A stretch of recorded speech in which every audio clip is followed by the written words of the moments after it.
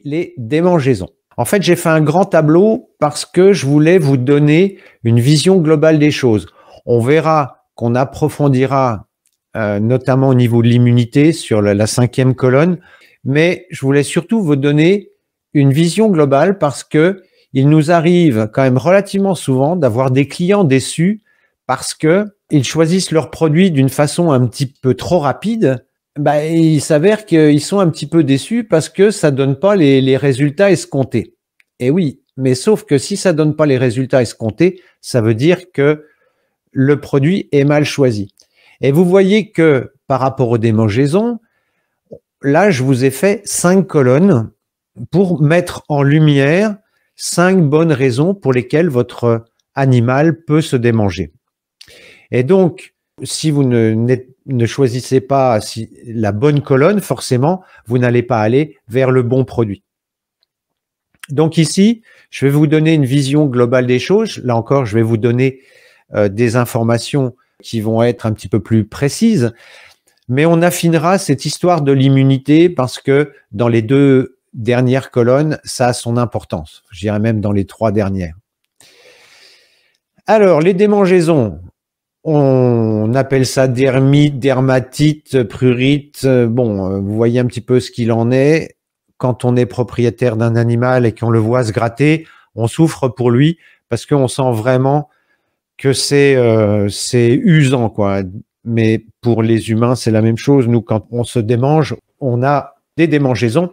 On voit bien que ça peut être vraiment pénible, agaçant, stressant.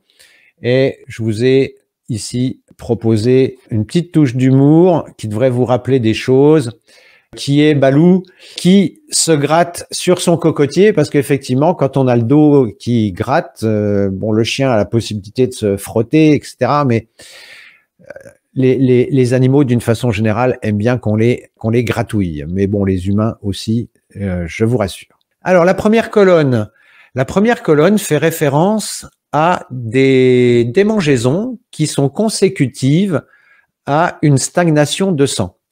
Peut-être avez-vous fait vous-même l'expérience, c'est que quand votre sang a tendance à stagner, eh bien, il y a des démangeaisons. Ces démangeaisons ont la caractéristique de disparaître au grattage. Alors que dans les autres cas, le grattage va aggraver, c'est-à-dire que plus on gratte, plus ça chauffe, plus ça démange. Alors que ces démangeaisons-là, vous sentez, ça picote un peu, ça gratte, hop, vous faites circuler, même à la limite, vous vous frottez et la démangeaison disparaît. La cause, le manque d'activité. Alors quand je dis le manque d'activité, ça peut être un long repos, je sais pas, vous vous levez le matin, vous avez besoin un petit peu de vous gratter. Alors une façon de faire circuler, c'est de prendre une douche ou une douche chaude parce que ça fait circuler. Ça peut être de faire votre gym du matin. Bon, il existe différentes façons de faire disparaître ces démangeaisons en faisant circuler l'énergie. Et bien entendu, un autre aspect qui est important, c'est le stress. Puisque le stress, maintenant vous commencez à le savoir, c'est en relation avec le bois qui est en relation avec le foie, qui est en relation avec le système hormonal, etc. Vous connaissez un petit peu la chanson maintenant. Le stress a la propriété de bloquer cette énergie au niveau du foie, et je vous ai déjà dit que le foie représentait le circulateur de votre chauffage. Ça veut dire que si l'énergie du bois ne circule pas correctement, eh bien, l'énergie va stagner, donc l'eau dans vos radiateurs va stagner, c'est-à-dire que les radiateurs seront froids, la chaudière va surchauffer, et donc ce stress va avoir pour effet de bloquer l'énergie au niveau du foie, de ralentir la circulation de l'énergie et de provoquer des démangeaisons.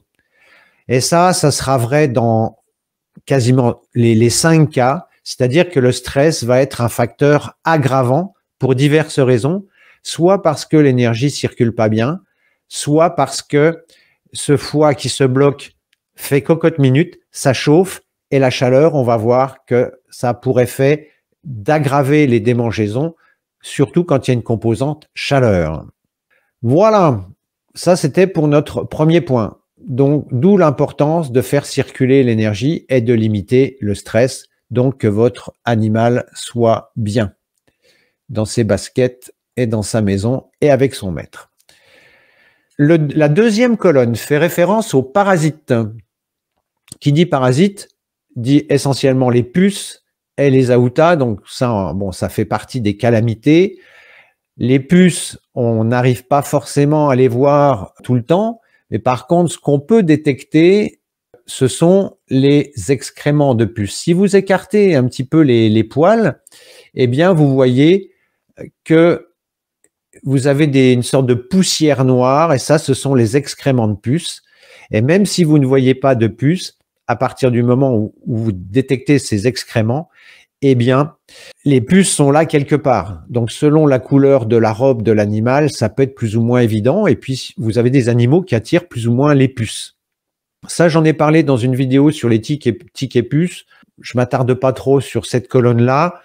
Je rappelle simplement que les parasites, ça fait partie des calamités, que c'est parfois difficile de s'en débarrasser, qu'il faut penser à tout traiter et que même quand on a tout traité, eh bien, c'est pas toujours évident et il faut parfois traiter, retraiter.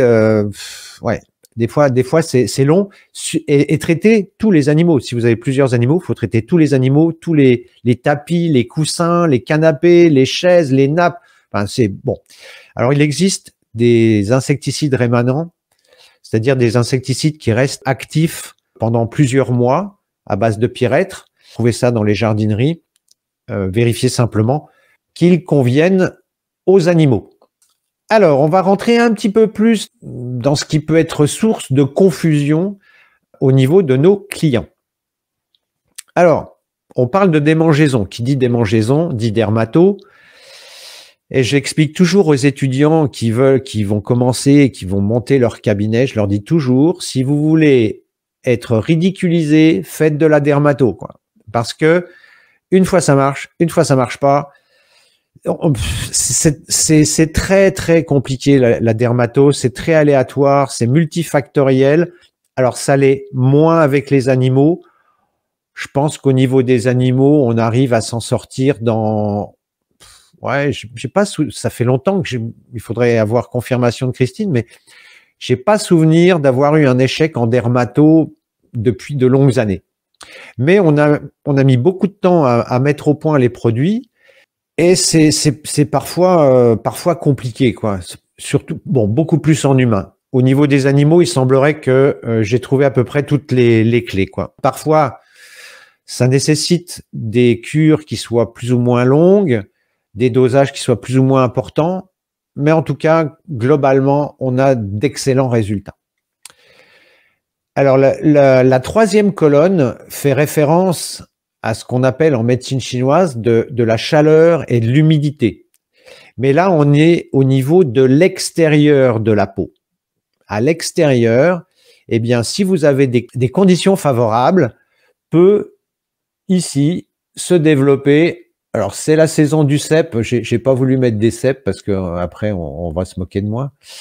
Mais j'ai quand même pris des jolis champignons. Alors, bien entendu, les champignons dont je parle, ce ne sont pas ceux-là. Ce sont des champignons microscopiques, mais je les trouvais moins jolis. Donc, j'ai pris des vrais champignons qu'on trouve dans la forêt. Et si vous allez cueillir les champignons, eh bien, vous savez que les champignons, ça pousse quand il fait chaud et humide. Chaleur, humidité, ça favorise les champignons, qu'on appelle aussi levure. À partir de ce moment-là, eh bien, vous comprenez pourquoi, au niveau des animaux, les développements de champignons vont plutôt apparaître dans les endroits humides et en particulier les oreilles. Mais ça peut être aussi au niveau de l'intérieur des cuisses, au niveau de ce qui correspond à l'aine chez nous, donc dans des plis où la peau est un petit peu plus fragile, mais surtout où c'est beaucoup plus humide. Vous voyez que sous les aisselles, il fait chaud et humide.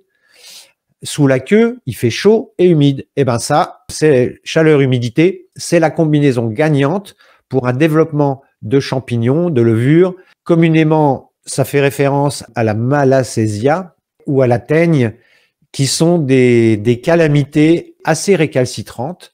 Et là encore, il faut de la patience, de la persévérance et ne pas lâcher avec des traitements qui peuvent être externes en ce qui concerne la médecine conventionnelle. Il existe aussi des traitements externes dans la tradition chinoise, sauf que c'est à base de poudre et c'est pas pratique au niveau de l'utilisation sur un chien.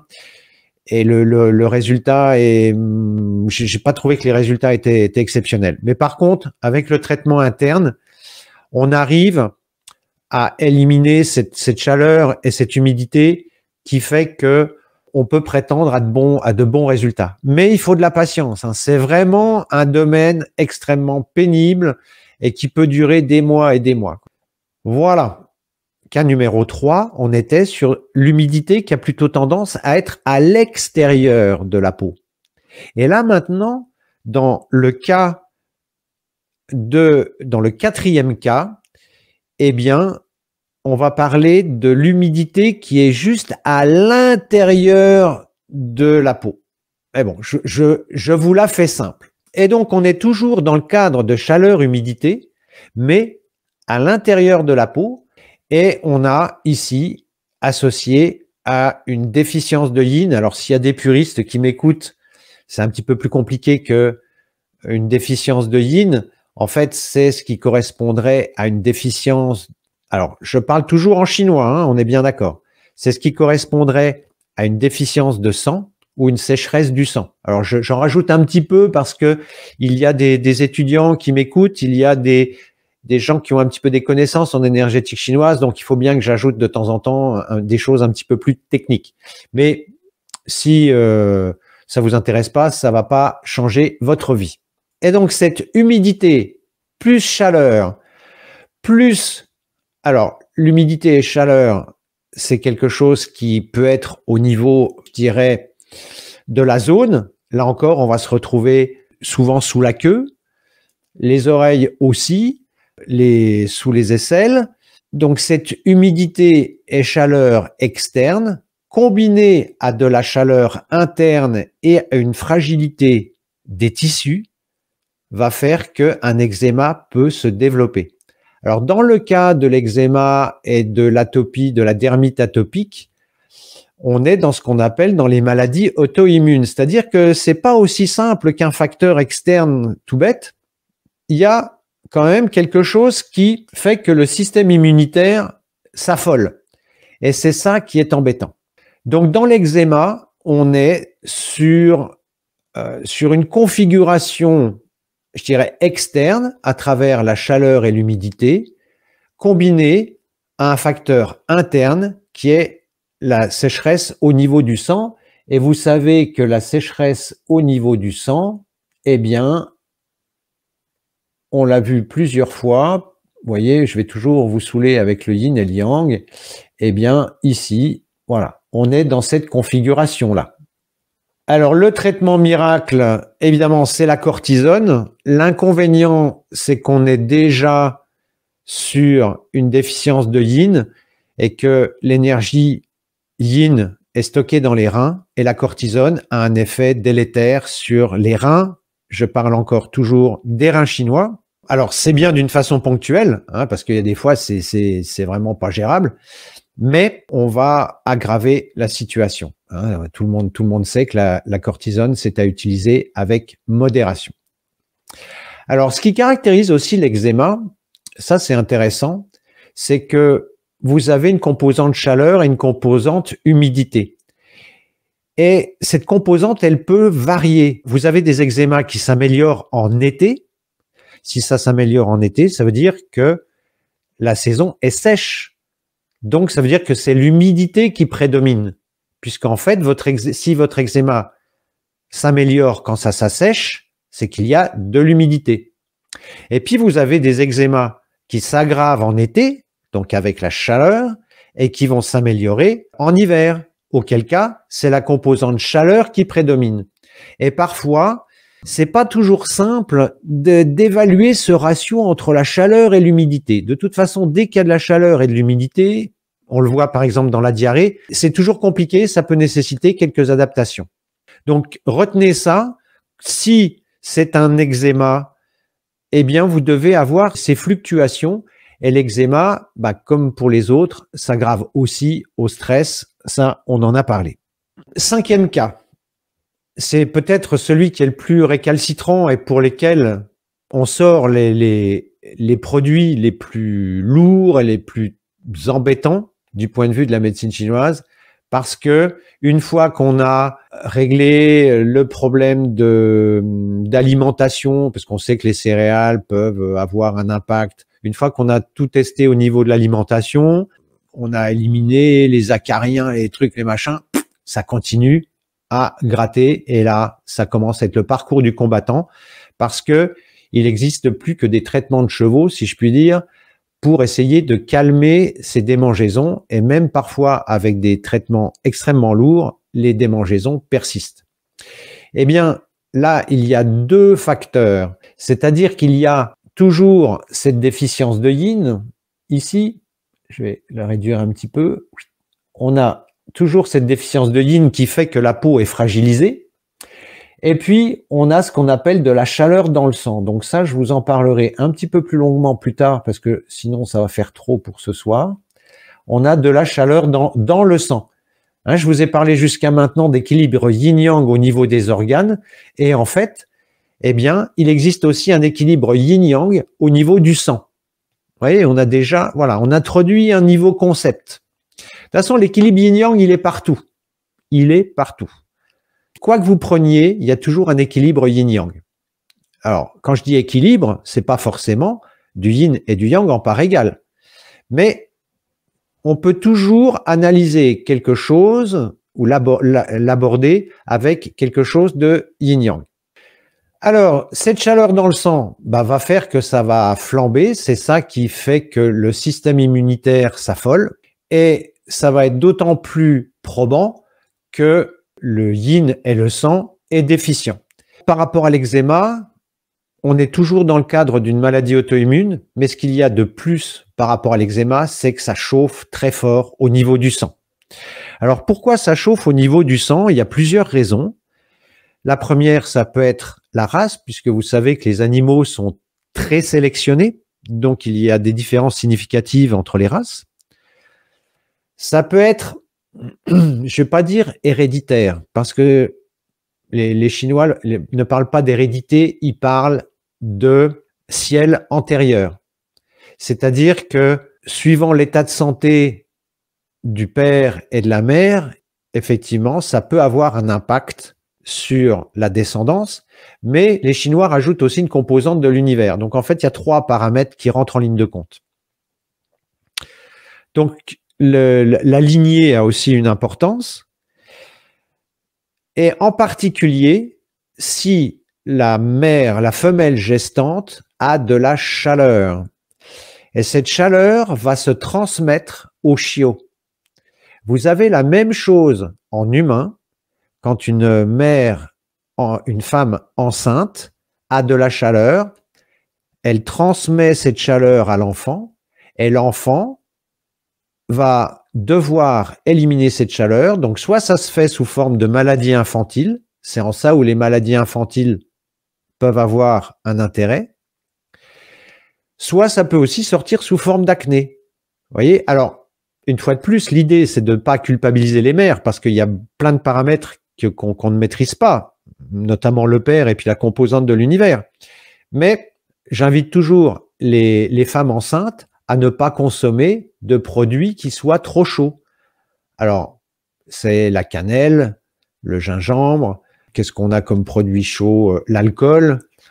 Bon, il y a des choses qui sont évidentes, d'autres qui le sont moins. Donc, tout ce qui va avoir une nature échauffante, la viande rouge, on a vu les crevettes aussi qui étaient un petit peu échauffantes. Enfin, il y a une foultitude de produits qui sont échauffants. À consommer avec modération quand vous êtes enceinte, la moutarde.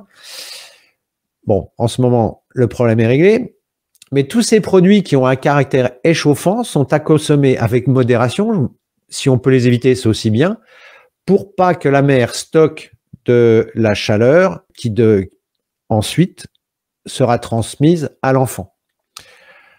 Alors cette chaleur, elle peut venir de l'alimentation, mais elle peut venir aussi de causes émotionnelles.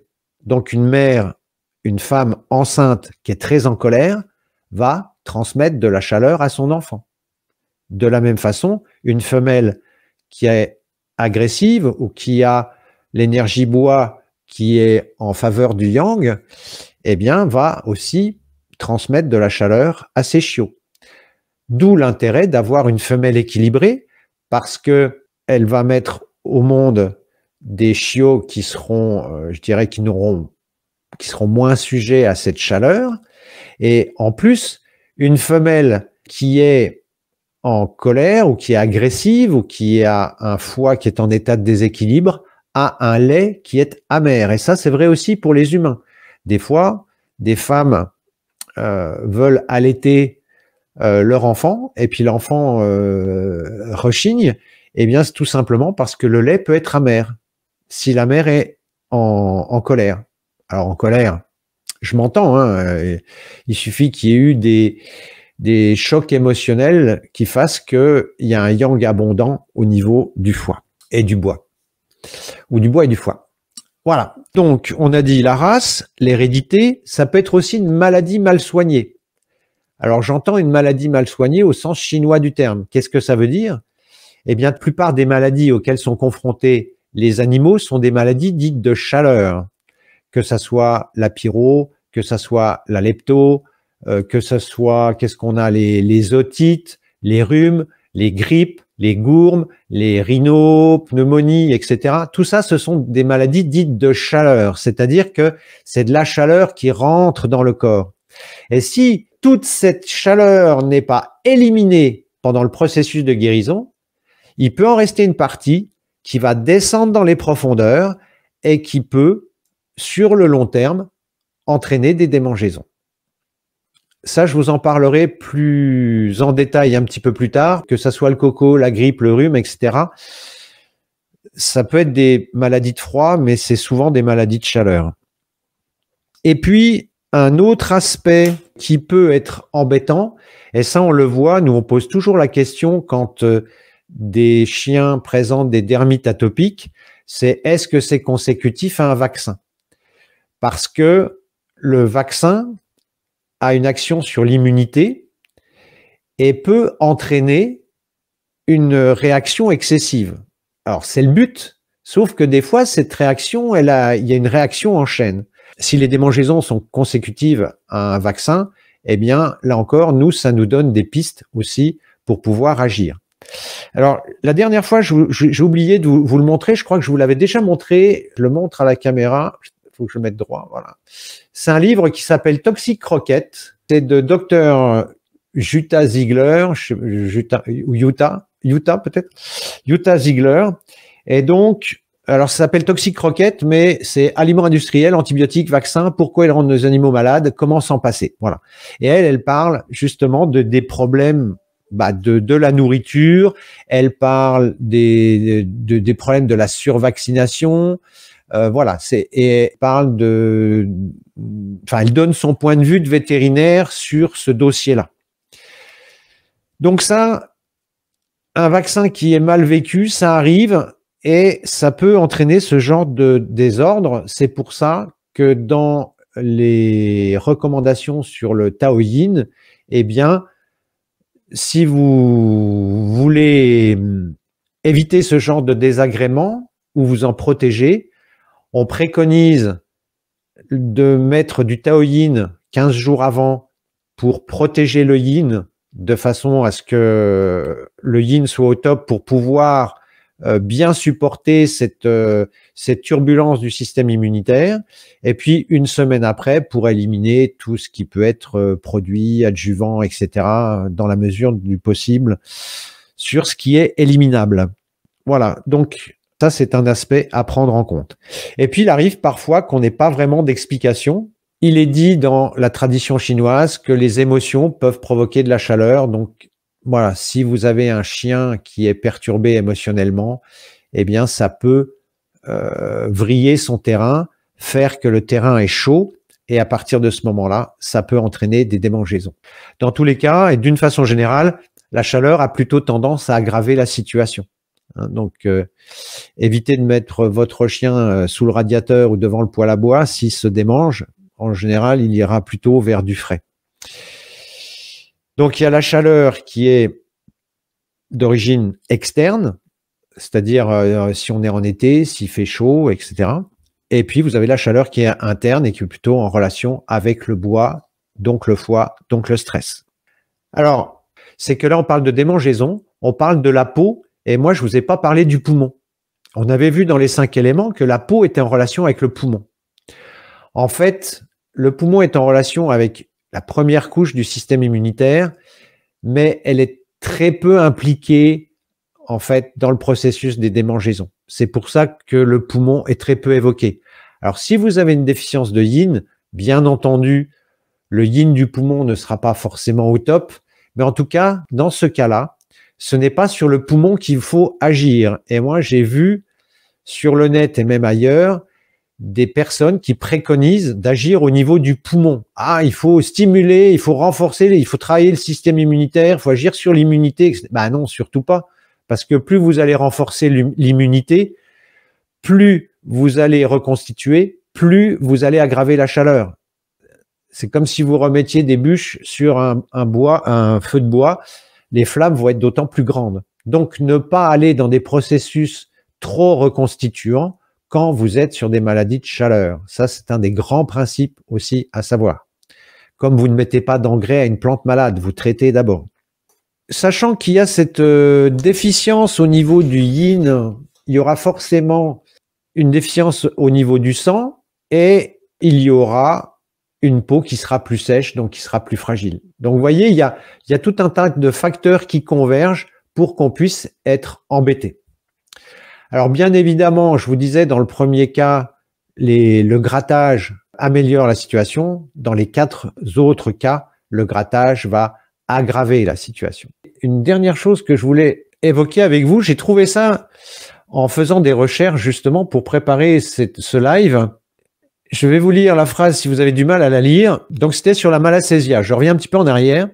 C'est l'examen cytologique cutané doit permettre de mettre en évidence des levures malacésia. Mais là, c'est là où ça devient intéressant. Mais il est très difficile, voire impossible, de définir un nombre minimal de levures à partir duquel la présence des levures doit être considérée comme anormale. Ça, c'est très intéressant. Il est difficile de définir un nombre minimal de levures à partir duquel la présence des levures doit être considérée comme anormale. Ah, ça, c'est quelque chose d'assez intéressant. Parce que je ne sais pas si vous avez regardé, si vous avez tilté, mais ces derniers temps, avant, on parlait de porteurs sains. Et de porteurs sains, on est passé de malades asymptomatiques. Bon, qu'est-ce que ça veut dire? Ça veut dire que tout le monde a ses levures, je dirais, sur soi. Tous les chiens ont ses levures sur soi. On est environné et on héberge tout un tas de germes, de bactéries, de levures, on est des bouillons de culture. Donc tout le monde et tous les animaux ont ces différents organismes, sauf que certains vont développer des démangeaisons et d'autres pas. Et là, vous voyez, ça questionne sur l'origine du problème. Est-ce que c'est vraiment les levures qui sont à l'origine du problème ou c'est parce qu'il y a un problème, un terrain chaud qui va faire que les levures vont se développer? Je soumets cette remarque à votre sagacité. Vous avez la même chose en humain avec l'Helicobacter pylori. Au début, les gens qui avaient des ulcères, on ne savait pas trop. Puis un jour, il y a quelqu'un qui a dit « Ah mais oui, mais attendez, vous avez l'Helicobacter pylori dans l'estomac. » On a fait des... Donc on s'est dit, voilà, si on éradique cet organisme, eh bien, ça règle le problème. Et effectivement, chez certaines personnes, ça fonctionnait. Et à chaque fois qu'on est allé voir, à chaque fois qu'on a investigué quelqu'un qui avait un problème d'estomac, on a trouvé de l'Helicobacter pylori. Ouais. Donc, on a fait une corrélation. C'est l'Helicobacter pylori qui provoque l'ulcère. Sauf qu'après, on est allé faire des investigations chez des gens qui n'avaient pas d'ulcère d'estomac. Et dans 70% des cas, il y avait de l'Helicobacter. Vous voyez? Donc, ça montre bien que c'est pas véritablement ça la cause. Voilà, c'était un petit élément de réflexion. On en reparlera pour d'autres choses, sans doute la prochaine fois. Mais vous voyez, quelle est la cause véritable? Est-ce que c'est l'allumette ou est-ce que c'est le baril de poudre? Si vous avez une allumette, bah, elle s'allume, oui, bon, ok, ça va faire un petit peu de chaleur, mais ça va pas aller bien loin. Par contre, si vous avez un baril de poudre, là, ça va être beaucoup plus explosif, c'est le cas de le dire. Et en fait, vous apercevez que dans la science moderne, on survalorise l'allumette et on a tendance à oublier le baril de poudre. Voilà, c'est là-dessus que je voulais attirer votre attention. Puisque vous savez que chez Animo-Tao, on a à peu près tout prévu. Donc ici, le premier, bah là, vous allez proposer à votre animal de l'activité. Donc là, des sorties, du mouvement, des jeux, peu importe, mais il faut que ça bouge. Donc là, vous faites au mieux, sachant que de toute façon, un animal, ça se gratte toujours plus ou moins. Hein. Faut pas non plus voir du pathologique là où il n'y en a pas. Les puces et Aouta, on a dit que là, eh bien, c'est le Tao Kao. Donc ça, on en a parlé. Ici, pour tout ce qui est chaleur, humidité qui débouche sur des champignons, vous avez le Tao Jun. Pour ce qui est de chaleur, humidité, mais plutôt dans l'interne, vous avez le Tao Red. Et pour ici, la dermite atopique, vous avez le derme. Voilà. Donc, vous voyez que on est relativement équipé, quelle que soit la configuration. Il ne faut pas se précipiter sur le derme à partir du moment où vous avez une dermatite à Malassezia. Vous voyez, ça ne fonctionnera pas. C'est pour ça qu'on est obligé d'avoir des produits qui sont différents parce que le terrain est la configuration est complètement différente. Et si vous utilisez un produit pour un autre, ça ne marchera pas. Et ça, je voulais absolument alerter la communauté pour que nos clients ne soient pas déçus. Alors, effectivement, on a le calme ici. Le calme peut être effectivement quelque chose d'intéressant. Donc, voilà, je voulais vous expliquer qu'à chaque configuration correspondait à un produit. Vous ne pouvez pas intervertir. Hein. C'est en ça où il faut faire attention. Et il ne faut pas hésiter à aller chez votre vétérinaire pour que lui fasse des prélèvements, fasse un bon diagnostic pour être sûr de ce qui se passe. Mais Malassezia, il n'y a qu'un prélèvement qui permet d'être sûr de ce qui se passe. Voilà. D'où l'intérêt aussi, et je le rappelle, de la médecine conventionnelle. Ça, c'est son bon côté. Ce sont les analyses. Ils vont chercher la petite bête et voilà. Et quand ils trouvent la petite bête, ben nous, ça nous intéresse. Après, ce qu'on peut faire derrière, c'est autre chose. Et rien n'empêche, là encore, d'associer les différentes techniques, puisque vous savez que quand on rééquilibre un terrain, il faut du temps, et parfois, c'est la cortisone qui nous permet de gagner du temps. Parce qu'on a vu aussi des clients qui utilisent le Taoderm, et au bout de 3 jours, on appelle en disant « mais votre produit ne marche pas ». Ben oui, normal. Un terrain, il faut plusieurs mois pour que ça se rééquilibre. Au niveau du Taoderm, voilà, il faut au moins 3 semaines pour dégager une tendance et il faut au moins 2 mois pour que ça commence à se stabiliser, et puis parfois plus. Hein, ça dépend de la configuration. S'il y a beaucoup de chaleur, il faudra beaucoup de pompiers. Voilà. Ça répond à une logique. Mon objectif, c'était de vous dresser un petit tour d'horizon des différentes démangeaisons et pour vous expliquer qu'un même problème peut avoir des causes qui sont complètement différentes. Alors, Julie nous dit, encore faut-il que le veto pose un diagnostic, souvent c'est corticoïde direct sans chercher la cause. Ben oui, c'est un petit peu le...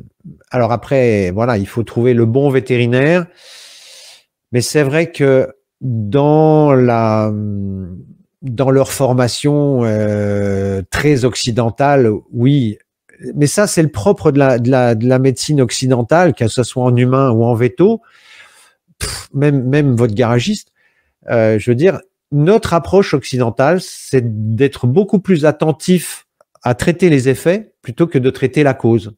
C'est notre culture occidentale qui fait ça. Voilà. Et aller dans les profondeurs, bah, ça nécessite voilà, de m'écouter tous les mercredis soirs, de réfléchir, d'aller chercher l'information. Et on l'a vu ces 2 dernières années, vous avez les gens qui vont chercher l'information sur différentes sources, puis vous avez ceux qui se mettent dans le canapé devant BFM en mangeant de la pizza, et voilà, et c'est plus facile. Bon, ben ouais, c'est la vie, c'est la vie. Et pour finir, merci de mettre un pouce en l'air et de vous abonner, c'est ce qui nous aide le plus à promouvoir la chaîne. Merci et à très bientôt pour une nouvelle vidéo.